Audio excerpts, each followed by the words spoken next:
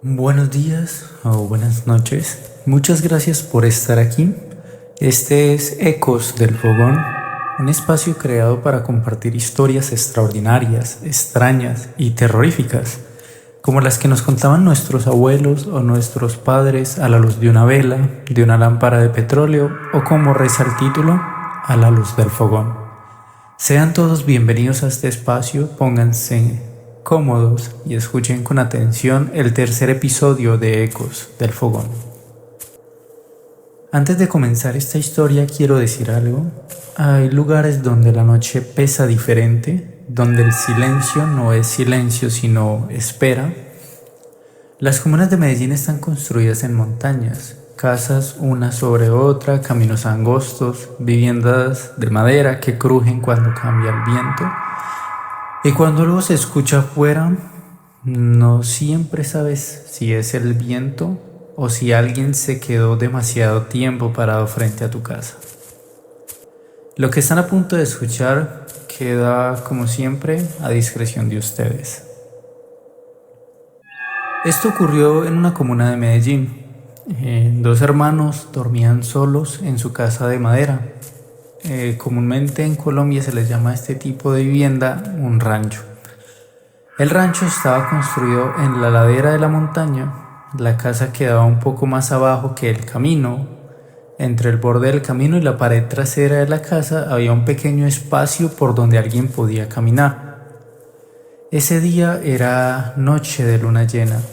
Todo estaba en silencio hasta que comenzaron los pasos. No eran pasos rápidos, no eran tampoco pasos apurados, eran más bien unos pasos lentos, como arrastrados por detrás de la casa. Nuevamente la historia está relacionada con dos hermanos. Entonces por lo general los dos hermanos se quedaban hasta tarde solos, ya que los padres trabajaban los dos. Y dentro de los dos hermanos, la hermana dormía mucho, entonces ya cuando se acostaba a dormir era casi imposible despertarla hasta el otro día. Sin embargo, el hermano sí tenía más bien el sueño ligero y se quedaba despierto hasta prácticamente que llegaban los padres. Sin embargo, en ese momento que él empieza a escuchar los pasos detrás de la casa, esperaría en ese momento, estamos hablando de un niño, que fuese algún animal, que no fuese nada real. Por lo general, en la imaginación de los niños las cosas se agigantan, se hacen más grandes. Entonces él empezó a escuchar, además de los pasos, que ya no se escuchaban por detrás de la casa, sino que pareciera que estuviera rodeando la casa, un llanto.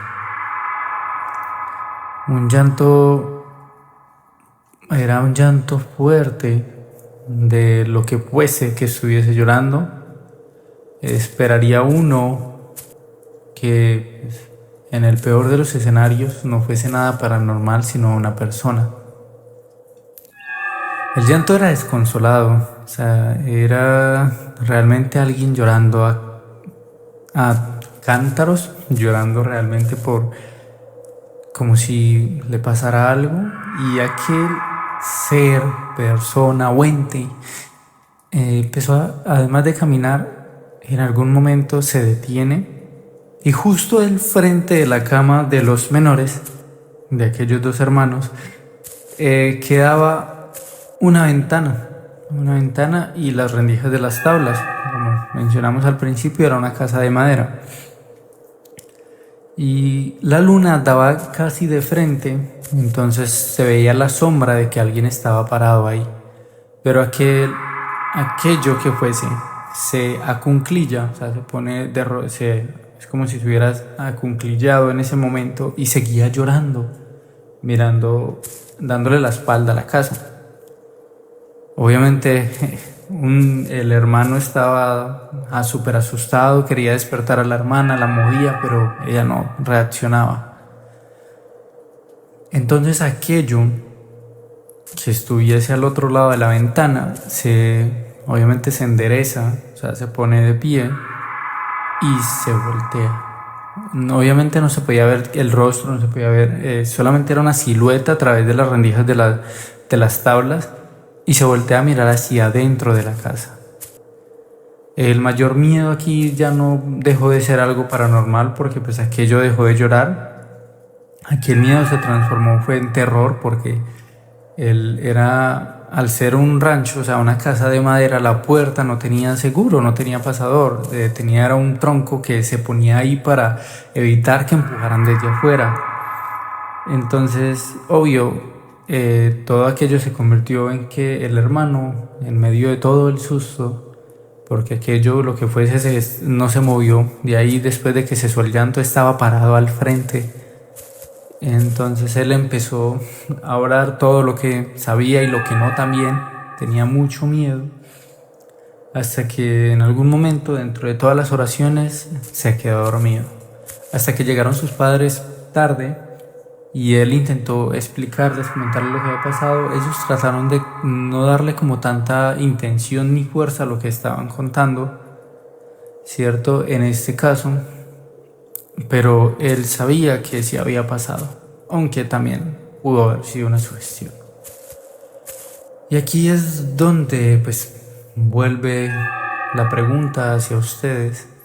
Quizás esto fue algo paranormal, solamente habrá sido alguien pasando por el camino, fue quizás una imaginación alimentada por el miedo de la noche. A veces el terror como tal no es necesariamente lo sobrenatural, no es aquello paranormal.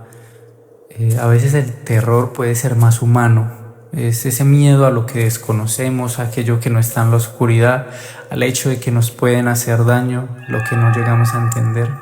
Y en la mente de un niño, la noche puede agrandarlo todo. Les agradezco mucho por estar acá y les pregunto también a ustedes, si hubieran estado ahí, se habrían asomado por la ventana, habrían abierto la puerta o simplemente se habrían quedado bajo la cobija esperando que amaneciera. Si tienen una historia que quieran compartir y quieren que la comentemos aquí, que la contemos aquí, pueden escribirnos a través de nuestras redes o dejarla en los comentarios. Sinceramente, muchas gracias por estar y por escucharnos. Y este fue un eco más del fogón. Hasta luego.